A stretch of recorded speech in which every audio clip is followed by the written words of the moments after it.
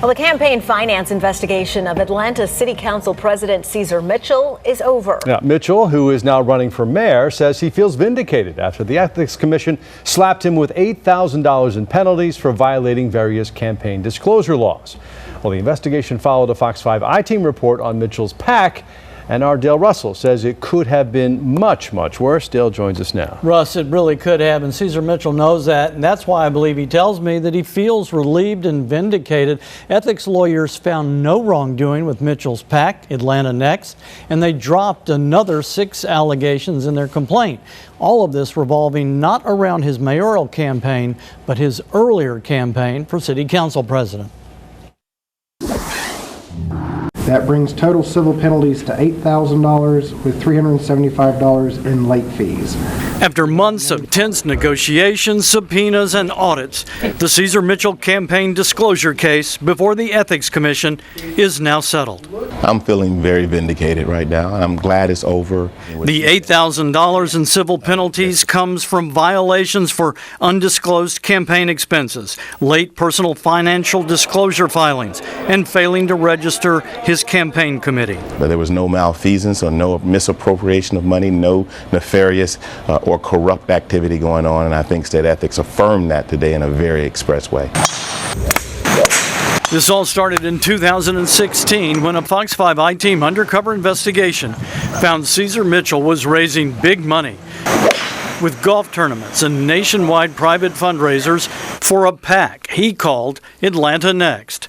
But he wasn't reporting how much he raised or where he spent the money. Mitchell told us PAC laws didn't require him to disclose what he did with the money. Have you found any evidence that I am not in compliance with state law and state ethics? Following our report, the State Ethics Commission opened an investigation and subpoenaed bank records relating to Mitchell's PAC and his city council president campaign disclosures. We'll trust you, but we're going to verify what you say. The Ethics Commission found the biggest problems were not with the PAC, but with Mitchell's city council president campaign accounts.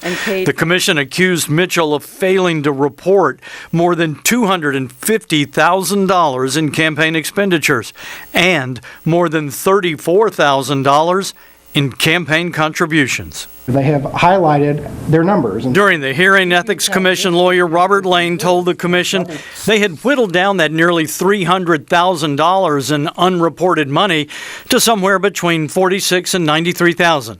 So it ended with a negotiated civil penalty of $8,000 plus late fees. When you look back on it, there were some clerical errors, and clerical errors are not. I have to take responsibility for that. As for Ceasar Mitchell's PAC we told you about, it was dropped from the complaint after lawyers concluded there was no evidence to suggest that Mitchell utilized AtlantaNext as a vehicle to circumvent the maximum campaign contribution limits. It's out because there was no relationship between the PAC and the campaign. In other words, the PAC was not being used to fund the campaign. And with that, Ceasar Mitchell can play through as he continues his quest to become the next mayor of Atlanta. If someone raises questions, if someone puts you into scrutiny, you've got to, as a leader, stand up and face that scrutiny. Relating to Mr. Mitchell's mayoral campaign, and Ethics Director Stefan Ritter made a point at the end of the hearing to say that the civil penalty was as small as it was because investigators found no evidence of intentional misuse of any campaign money, just those mistakes that were made in the report. Well, do we know at this point where that PAC money was spent? No, Sinead, we still don't know. Because the way the state law is, you don't have to report what you brought in and what you spent unless you have more than $25,000 in expenditures. He didn't have it, and the Ethics Commission found that there was no wrongdoing there. Well, you did the initial investigation, gave him a lot of time today to set the record straight. We first asked this question, 6, 7, 8 months, maybe a year ago now, I guess, and we now have the answers. All right. Dale, thanks very much.